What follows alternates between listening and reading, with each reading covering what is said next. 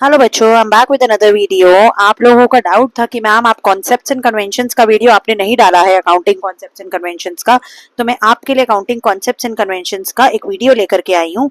तो आइए समझते हैं कॉन्सेप्ट्स एंड कन्वेंशंस को। देखिए, सबसे पहले तो आपके लिए ये जरूरी है समझना कि कॉन्सेप्ट का मतलब क्या होता है। The term concept it is basically use to connote the accounting postulates why it because that is necessary assumptions। ऐसा होता है कि बेटा जब हम अकाउंट्स बनाते हैं, अकाउंट्स जो हैं उसमें जो भी रूल्स हमें फॉलो करने हैं वो सब एजम्पशन बेस्ड है। क्या रूल्स क्या प्रिंसिपल्स होंगे कि हर कंपनी के अकाउंट्स सिमिलर हो, सेम हो, उसके लिए कुछ ऐसे कॉन्सेप्ट्स और प्रिंसिपल्स बनाए गए हैं जो all over world everyone has to follow those concepts and conventions. देखिए, कॉन्सेप्ट्स एंड कन्वेंशंस ऐसी कुछ हमारे रूल्स हैं, अकाउंटिंग रूल्स हैं, जिन्हें हर एक फर्म को फॉलो करना पड़ता है, हर एक कंपनी को फॉलो करना पड़ता है। आप कह सकते हैं हर फॉर्म ऑफ ओनरशिप को फॉलो करना पड़ता है, ताकि वर्ल्ड वाइड ऐसा हो कि सबके अकाउंट्स जो है वो यूनिफॉर्म हो। देखिए, अगर ऐसा होता है ना बेटा कि मैं मेरे पास हो कि मुझे अकाउंट्स बनाना है अपने तरीके से, मैं I will prepare it on my own according to my self यही राइट किसी और कंपनी को दिया जाए कि आप अपनी कंपनी के लिए कोई नोट्स बनाएं, अपनी कंपनी के लिए कोई अकाउंट्स बनाएं अपने तरीके से, तो हर individual, every individual is going to make it according to himself और herself, which is not good. Why? Because we have studied that there are users of accounting। हमने पढ़ा है कि अकाउंटिंग के बहुत सारे यूजर्स हैं और हर यूजर को अकाउंट्स देखना है। तो जरूरी नहीं है कि हमारे अकाउंट्स अलग तरीके के होने चाहिए, क्योंकि हर कंपनी के अगर अकाउंट अलग तरीके के होंगे तो यूजर्स कैसे एनालाइज करेंगे, कैसे कंपेयर करेंगे दो कंपनी के अकाउंट्स को। इसीलिए एक यूनिफॉर्म पैटर्न में अकाउंट्स बनाए जाए, एक यूनिफॉर्म पैटर्न में सभी की फाइनेंशियल स्टेटमेंट्स को बनाया जाए, उसके लिए अकाउंटिंग कॉन्सेप्ट्स और कन्वेंशंस बनाए गए हैं। और कहा गया है ये ऐसे बेसिक रूल्स हैं, ऐसे बेसिक प्रोसीजर्स हैं जो हर फर्म को फॉलो करने हैं, जो हर कंपनी को फॉलो करने हैं। इसीलिए हम इन्हें क्या कहते हैं, ये जनरली एक्सेप्टेड अकाउंटिंग प्रिंसिपल्स हैं। इसको GAAP कहते हैं, जो आपकी बुक में एक टॉपिक भी होगा, उस पर वीडियो बाद में बनाएंगे। इसमें मैं आपको सिर्फ सारे टाइप्स ऑफ कॉन्सेप्ट कन्वेंशन समझा रही हूँ, जिसमें मैं आपको बेसिकली बताना चाह रही हूँ कि कॉन्सेप्ट्स में क्या क्या आता है।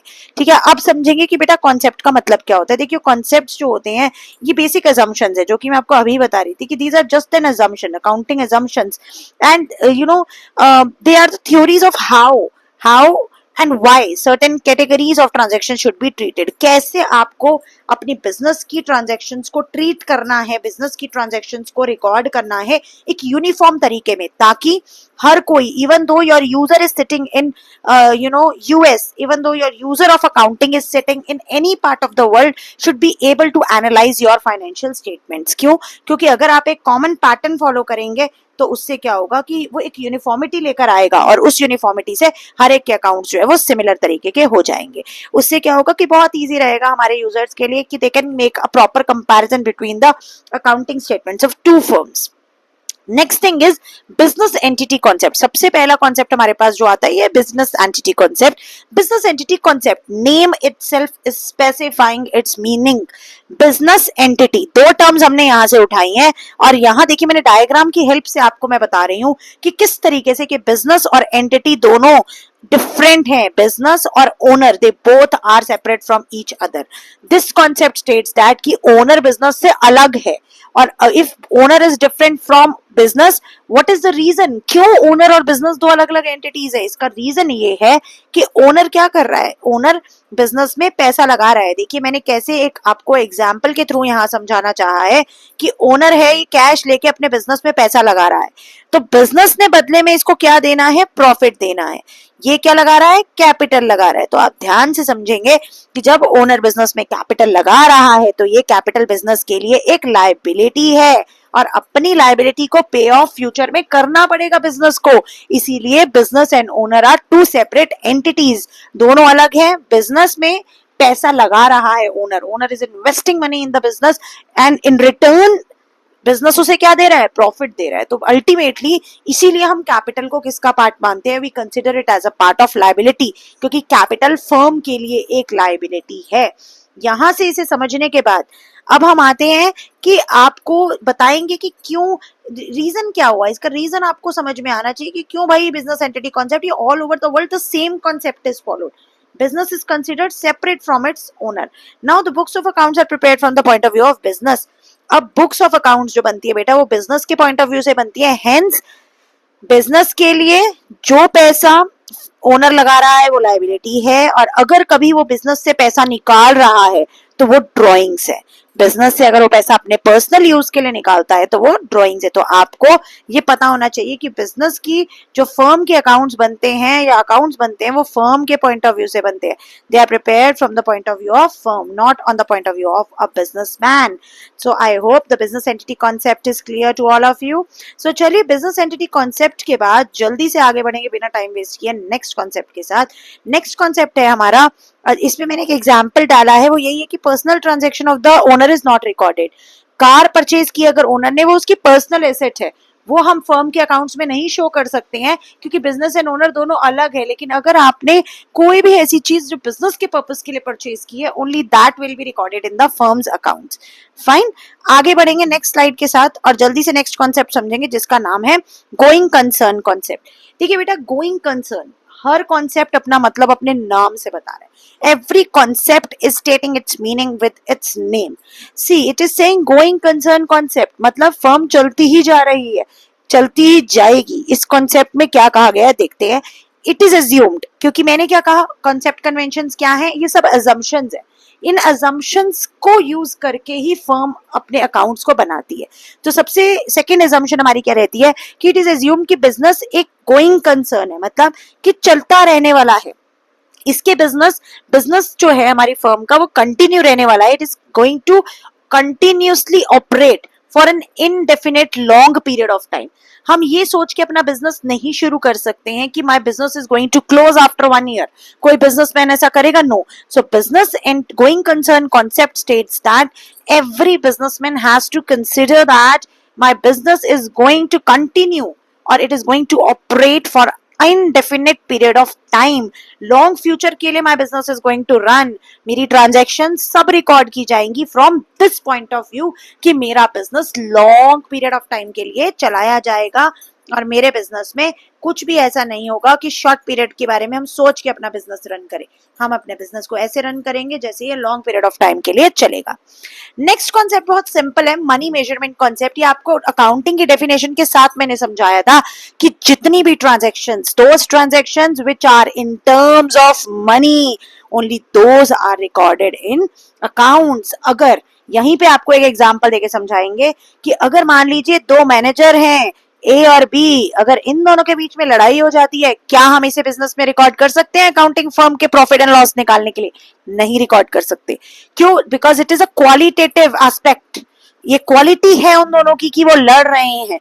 हम अकाउंट्स में उन्हीं ट्रांजैक्शंस को रिकॉर्ड करेंगे जो क्वांटिटेटिव टर्म्स में है, जिनको हम नाप तोल कर सकते हैं, जिसे हम रिकॉर्ड कर सकते हैं वैल्यूज के साथ। तो इसीलिए money measurement concept is the easiest concept to understand कि उन ट्रांजैक्शंस को रिकॉर्ड करो जो मनी के टर्म्स में है, जो मनी के टर्म्स में नहीं है उन्हें ना रिकॉर्ड करो।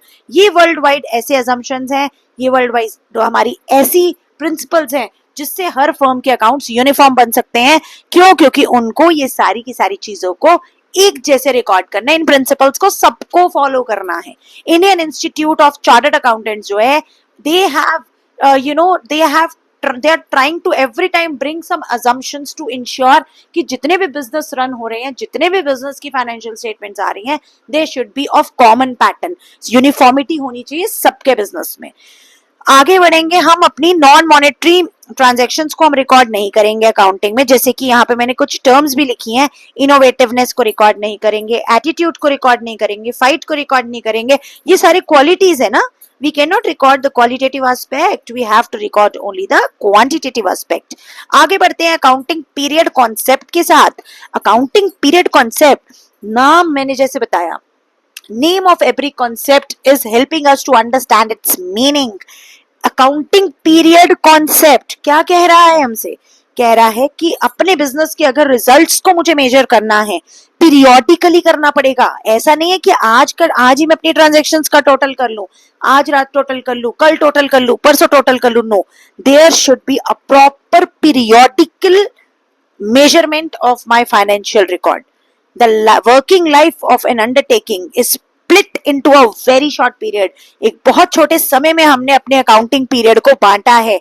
क्या कहा गया? क्या आपने सुना है कि हर एक बिजनेसमैन बोल रहा है कि जी मैं आज ही अपना बिजनेस क्लोज कर रहा हूं, no, nobody can close the business on same day, because we have decided, because the people who are the part of ICA, they have decided that कि क्या पीरियड होना चाहिए, अकाउंटिंग पीरियड, जिसके हिसाब से एक फाइनेंशियल ईयर डिसाइड किया गया है, एक अकाउंटिंग पीरियड डिसाइड किया गया है, जिस पीरियड को हम मानते हैं 12 महीने का पीरियड। देखिए एक डायग्रामेटिक रिप्रेजेंटेशन मैंने आपको यहाँ दी है, एक माइंड मैप मैंने आपको यहाँ दिया है, जिसमें हम आपको समझाएंगे कि किस तरीके से 12 महीने का ये एक टाइम पीरियड होता है। Business activities they keep on going, but accountant has to draw a line somewhere. क्या लाइन होनी चाहिए कि भाई हम 12 महीने का हमें एक फाइनेंशियल पीरियड मिला है, एक एनुअल अकाउंटिंग पीरियड मिला है कि भाई वो 12 महीने आपने अपने अकाउंट्स की ट्रांजैक्शंस को रिकॉर्ड करना है, और ठीक पूरे 12 महीने बाद आपको उनको अपनी फाइनेंशियल स्टेटमेंट्स को समराइज करना है, वाइंड अप करना है, क्लोज करना है अपने अकाउंट्स को। इसीलिए आपने बहुत बार सुना होगा, अगर आपके घर में कोई अकाउंटेंट है या कोई फर्म अपने अकाउंट्स क्लोज कर रही है, आपके पेरेंट्स कहीं जॉब कर रहे हैं, आपके रिलेटिव्स कहीं जॉब कर रहे हैं, उनसे आपने कभी जरूर सुना होगा कि आज 31 मार्च है यार, मार्च का महीना है, क्लोजिंग करनी है। इसका क्या मतलब है कि ये एक 12 महीने का पूरा अकाउंटिंग पीरियड है जो डिसाइड किया गया है। हर फर्म को अपने अकाउंट्स 12 महीने बाद ही क्लोज करने हैं। तो इसलिए ये 12 महीने के टाइम स्पैन को हम फाइनेंशियल ईयर कहते हैं, जो कि 1 अप्रैल से, किसी भी साल के 1 अप्रैल से शुरू होकर अगले साल के 31 मार्च पे खत्म होता है। इसके लिए आपको एक एग्जाम्पल जरूर देंगे, जैसे 1 अप्रैल 24 को शुरू हुआ और फाइनेंशियल ईयर आपका कब खत्म होगा, 31 मार्च 25 को, क्योंकि it makes a period of 12 months. So this is accounting period concept, that every firm is required to close its account after a specified short period, which is a period of 12 months. Fine. सो इसके साथ हमारा accounting period concept जो है वो wind up होता है। ठीक है, अकाउंटिंग पीरियड कॉन्सेप्ट के बाद हम देखेंगे कि हमारा नेक्स्ट कॉन्सेप्ट कौन सा आ रहा है। हमारा नेक्स्ट कॉन्सेप्ट जो है वो आ रहा है कॉस्ट कॉन्सेप्ट। कॉस्ट कॉन्सेप्ट बहुत सिंपल है, लेकिन उसे समझने के लिए हमें थोड़ा सा दिमाग लगाने की जरूरत है। बहुत सिंपल है, यहाँ भी नाम ही बता रहा है इस कॉन्सेप्ट का मतलब क्या है। कॉस्ट कॉन्सेप्ट कहता है कि जी कॉस्ट मतलब क्या है। कॉस्ट का मतलब जो मैंने खर्चा किया, कोई भी एसेट एक्वायर करने के लिए जब भी एक बिजनेसमैन खर्चा करता है तो वो हमेशा हिस्टोरिकल कॉस्ट पे ही एसेट को रिकॉर्ड करता है, मार्केट प्राइस को इग्नोर करता है। आप कहोगे मैम आपने तो ये लिखा हुआ पढ़ दिया, इसका मतलब कैसे होगा, क्या होगा, कौन समझाएगा? इसका मतलब भी मैं ही समझाऊंगी एक एग्जाम्पल के साथ, ऐसे नहीं। अब देखिए मैं आपको एक एग्जाम्पल दे रही हूँ, वैसे मैंने नेक्स्ट स्लाइड में एग्जाम्पल डाला है, बट मैं आपको अपनी तरफ से एक एग्जाम्पल देके समझाना चाहूंगी। देखिए बेटा, ऐसा होता है कि मान लीजिए कि मेरा फाइनेंशियल ईयर है, जिस फाइनेंशियल ईयर में मैं डील कर रही हूँ वो है for example it is 1 April 2010, it is opening year and my closing year is 31st March 2011। पूरा 12 महीने का मैंने अपना अकाउंटिंग पीरियड लिया है। अब साल के शुरू में 1 अप्रैल को मान लो बेटा कि मैंने अपनी एक एसेट परचेज की थी। I have purchase one asset, ठीक है, and when I have purchase an asset, मान लीजिए मैंने ये कंप्यूटर सिस्टम परचेज किया था साल के शुरू में, और जब मैंने इसको साल के शुरू में परचेज किया था तो मैंने इसको जब परचेज किया था तो मुझे इसकी वैल्यू कुछ पड़ी थी around, it cost me around you can से 50,000 रुपीज। साल के शुरू में मैंने इसे खरीदा और 50,000 रुपए की इस कंप्यूटर सिस्टम की वैल्यू थी। साल के एंड तक जाते जाते मुझे क्या पता चला, 31 मार्च को when I was closing my accounts, it seems to me that my value of my computer has according to me, मैंने तो 50 का खरीदा था तो मेरे पास आज भी ये 50 का है, ठीक है। लेकिन धीरे धीरे क्या होता है, हमने एक टर्म पढ़ा है डेप्रिसिएशन। डेप्रिसिएशन टर्म का मतलब होता है कि हर साल मेरी एसेट्स की वैल्यू जो है, by the period of time, over the passage of time, the value of assets decrease। तो हम अपनी एसेट्स की वैल्यू को जब साल के एंड में रिकॉर्ड करते हैं तो वो एसेट की कॉस्ट माइनस डेप्रिसिएशन करके रिकॉर्ड करते हैं, क्योंकि डेप्रिसिएशन स्टेट करते हैं कि मेरी एसेट की वैल्यू पूरे साल में कितनी गिरी। मान लीजिए डेप्रिसिएशन वगैरह सब चार्ज करके मेरी एसेट की वैल्यू बन रही थी 50,000 कंप्यूटर की साल के एंड में, बट मेरे हिसाब से इसकी वैल्यू 40,000 है, तो मैं इसे 40,000 ही रिकॉर्ड करूंगी अपनी बुक्स में, क्योंकि मैंने उसको 50 का खरीदा था, उस पर डेप्रिसिएशन लगा के पूरे साल का मुझे लगता है कि साल के एंड में मेरी फर्म में जो कंप्यूटर है उसकी वैल्यू 40,000 रुपए होनी चाहिए। लेकिन जब मैं मार्केट में देखती हूँ तो मुझे पता चल रहा है कि आज इस कंप्यूटर की वैल्यू 75,000 है। तो क्या मैं अपनी बुक्स में उसे 75 पे रिकॉर्ड करूंगी कि 40 पे रिकॉर्ड करूंगी? मैं उसे अपनी बुक्स में 40 पे रिकॉर्ड करूंगी, क्योंकि वो कंप्यूटर सिस्टम में 1 साल पहले खरीद चुकी हूं। तो माई कंप्यूटर और any asset which I have purchased in the beginning of year will be recorded at its cost minus depreciation. अपनी कॉस्ट पे ही मैं उसे रिकॉर्ड करूंगी। ऐसा नहीं है कि अगर आज उसकी मार्केट वैल्यू 75,000 हो गई तो मैं अपनी बुक्स में भी 75,000 लिख लूंगी, नहीं।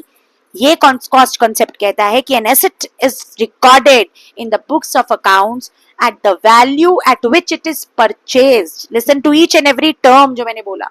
at value at which it is purchased and not at its market value। हम नहीं कंसिडर करेंगे कि आज इस एसेट की क्या वैल्यू है, हम ये देखेंगे कि एसेट जब मैंने खरीदी थी तब मुझे ये एसेट कितने की पड़ी। ठीक है, आगे बढ़ेंगे। आगे बढ़ते समय देखेंगे कि आई होप अभी तक जितने भी मैंने कॉन्सेप्ट्स आपको पढ़ाए हैं वो सब आपको अच्छे से क्लियर हो गए हैं। अब आगे बढ़ेंगे, आगे चल के देखते हैं कि कौन सी कॉन्सेप्ट आ रहे हैं हमारे पास। नेक्स्ट कॉन्सेप्ट देखते हैं कौन सा है। नेक्स्ट कॉन्सेप्ट है हमारे पास डुअल एस्पेक्ट। डुअल एस्पेक्ट जब से अकाउंट्स पढ़ रहे हैं शुरुआत से तब से सीख रहे हैं कि हर ट्रांजैक्शन के दो इफेक्ट्स हैं।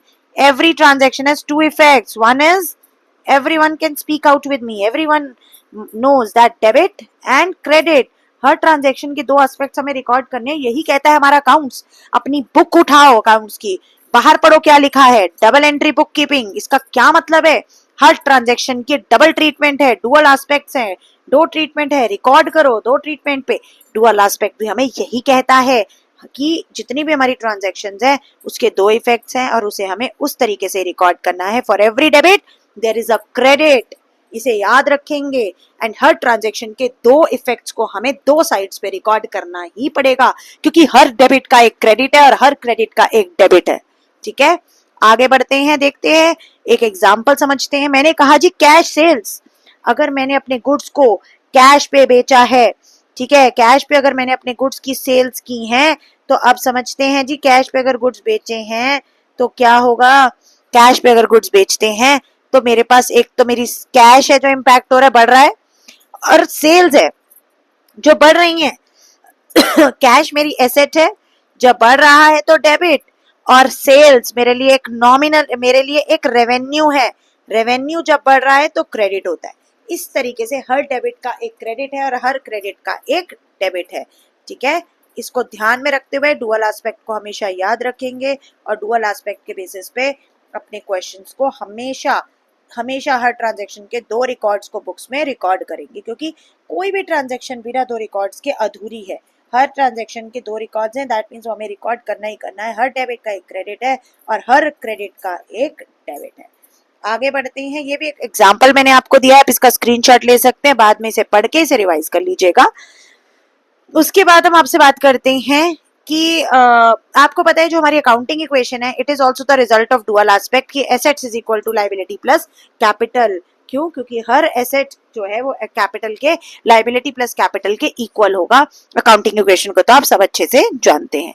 आगे बढ़ते हैं, रियलाइजेशन कॉन्सेप्ट। रियलाइजेशन कॉन्सेप्ट एक ऐसा कॉन्सेप्ट है बेटा जो बच्चों को बहुत कंफ्यूज कर देता है। आइए इसके मतलब को समझते हैं। देखिए, आपको पता है कि प्रॉफिट जब भी अर्न किया जाता है, कब अर्न किया जाता है? जब हमने अपने गुड्स को बेचा। जब तक मैं अपने गुड्स को सोल्ड नहीं करूंगी तो मैं प्रॉफिट कैसे अर्न करूंगी? I can not earn profit until unless I am not selling my goods। तो ये गलत होगा ना बेटा कि अगर मैं अपने प्रॉफिट को रिकॉर्ड करूं when order is received, when the customer pays the goods। आप मुझे बताइए, आपको क्या लगता है कि जिस दिन मुझे ऑर्डर आया, अब ये दो पर्सन है, ये राम है, ये श्याम है। राम ने आज है 1 अप्रैल 24 को ऑर्डर किया शाम को कि मुझे गुड्स चाहिए 50,000 के। शाम ने आज ये गुड्स नहीं पहुंचाए, लेकिन बुक्स में ये रिकॉर्ड हो गया है कि भाई हमने परचेज कर लिए हैं गुड्स। तो 10 इट इज, क्या ये इनकरेक्ट होगा ये ऐसा कहना कि मेरा प्रॉफिट आज मैंने नहीं कमाया क्योंकि आज सिर्फ हमने ऑर्डर ही दिया है? नहीं। तो इस कॉन्सेप्ट का मतलब होता है कि profit is recognised when the purchase has taken place। हम प्रॉफिट को तभी रियलाइज कर लेंगे, तभी कंसिडर कर लेंगे जब मैंने उसको क्या किया है, जब मैंने परचेज किया है अपने गुड्स को। और ऐसा नहीं है कि देखो, ऐसा होता है कभी कभी बेटा कि जब भी हम गुड्स को परचेज करते हैं तो ऐसा नहीं है कि हर फर्म हमेशा कैश पे परचेज करे। कभी कभी ऐसा होता है कि परचेजेस को क्रेडिट पे भी किया जाता है। हमने पढ़ा है कि हर परचेज जो है वो कैश परचेज नहीं होती है। There are some purchases which are done on the basis of you can say कुछ ऐसी हमारी परचेजेस होती हैं जो कि हमारी क्रेडिट परचेजेस भी होती हैं। तो ये कहना ठीक नहीं रहेगा कि जिस दिन मैं अपने प्रोडक्ट को खरीद रही हूँ या जिस दिन मैंने ऑर्डर प्लेस किया है उसी दिन जो है on the same day it is consider as कि वो मेरा सेल नहीं है। ऐसा नहीं होता।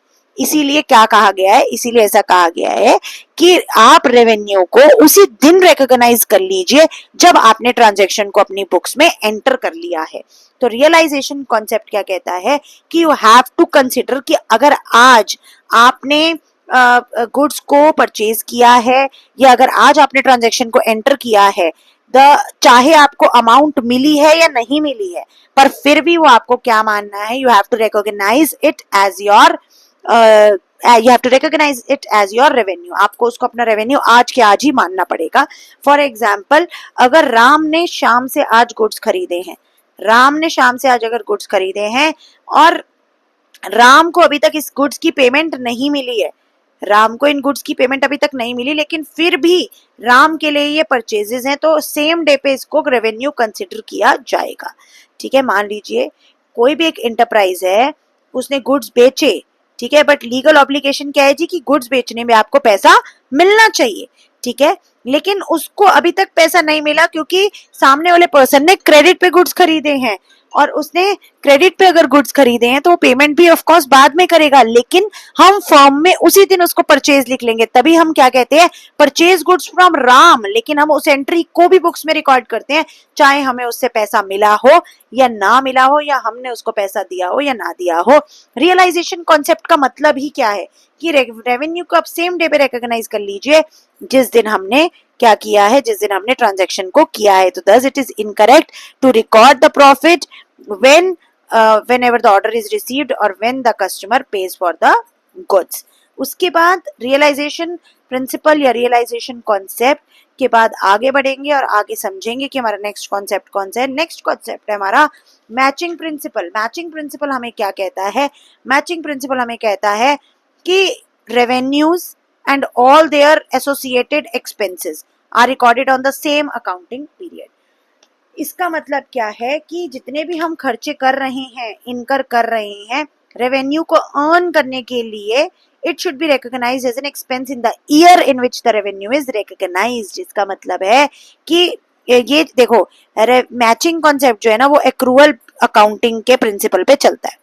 ठीक है, अकाउंटिंग एक्रूअल अकाउंटिंग का प्रिंसिपल हमें क्या कहता है कि भाई अगर जिस साल का खर्चा है, मान लो मैंने कुछ एक्सपेंस बियर किया, और ये एक्सपेंस मैंने क्यों बियर किया, क्योंकि मुझे ये रेवेन्यू अर्न करना है। ठीक है, तो एक्सपेंस मैंने बियर किया क्योंकि मुझे ये रेवेन्यू अर्न करना है, तो मुझे इस एक्सपेंस को हमेशा क्या करना चाहिए, I have to always consider that this expense in the year in which this revenue is going to be earned। उसी साल सेम अकाउंटिंग पीरियड का ही से खर्चा माना जाए जिस साल क्या किया गया है, रेवेन्यू अर्न किया गया है। अब आप कहेंगे मैम कि ये तो थोड़ा सा स्टेटमेंट समझने में प्रॉब्लम हो रहा है। अगर आपको ये स्टेटमेंट समझने में प्रॉब्लम हो रहा है तो सिंपल है मैचिंग कॉन्सेप्ट कि आप अपने एक्सपेंसेस और अपने रेवेन्यूज को मैच करके चले।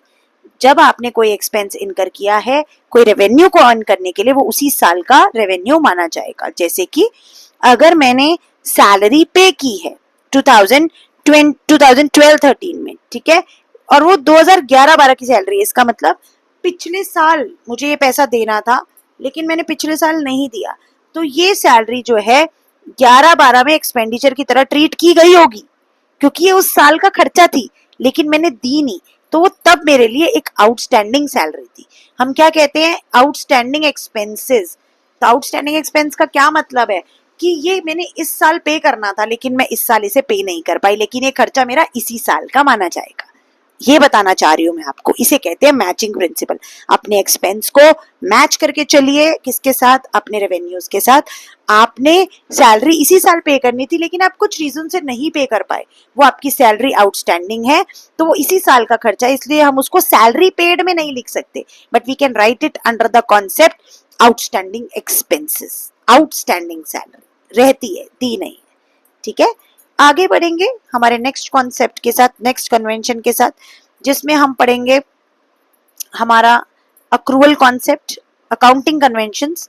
देखिए, अब ये जितने भी अभी तक हमने पढ़े, ये हमने सारे कॉन्सेप्ट्स पढ़े हैं अपने, जिसमें मैंने आपको बताया कि हमारे पास मनी मेजरमेंट है, बिजनेस एंटिटी है, हमारे पास कॉस्ट कॉन्सेप्ट है, हमारे पास क्या कहते हैं, हमारे पास है मैचिंग प्रिंसिपल जिसमें हमने पढ़ा, हमने डुअल एस्पेक्ट पढ़ा, हमने रियलाइजेशन पढ़ा जिसे हम रेवेन्यू रिकॉग्निशन कॉन्सेप्ट भी कहते हैं, ठीक है। तो ध्यान रखिएगा। अब हम अकाउंटिंग कन्वेंशंस पढ़ रहे हैं। देखिए, कन्वेंशंस का मतलब होता है कुछ ऐसी कॉमन प्रैक्टिसेस जिसे यूनिवर्सली फॉलो किया जा रहा है। मतलब इसका भी वही है कि डाटा को कंपेयर करने के लिए हमें कुछ अजम्पशंस चाहिए, जिस अजम्पशंस के बेस पे बिजनेस अपने आप को रन करे।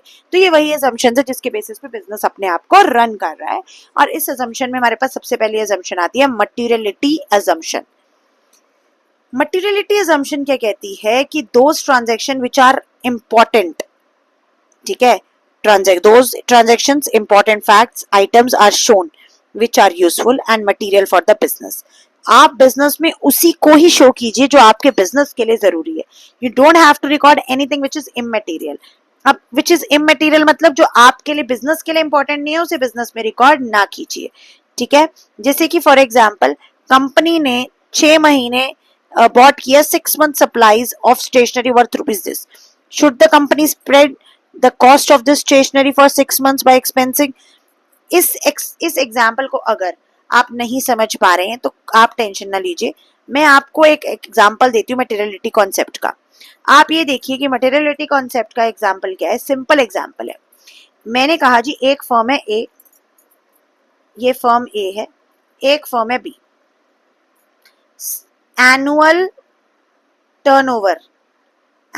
टर्नओवर ए की एक साल में 10 लाख रुपए कमाती है फर्म ए, और फर्म बी की जो एनुअल टर्नओवर है वो है जी एक साल की 2.5 लाख रुपए। एक रिपेयर का खर्चा आ गया है फर्म में, मान लीजिए दोनों के लिए रिपेयर का खर्चा आ गया है 1 लाख रुपए का।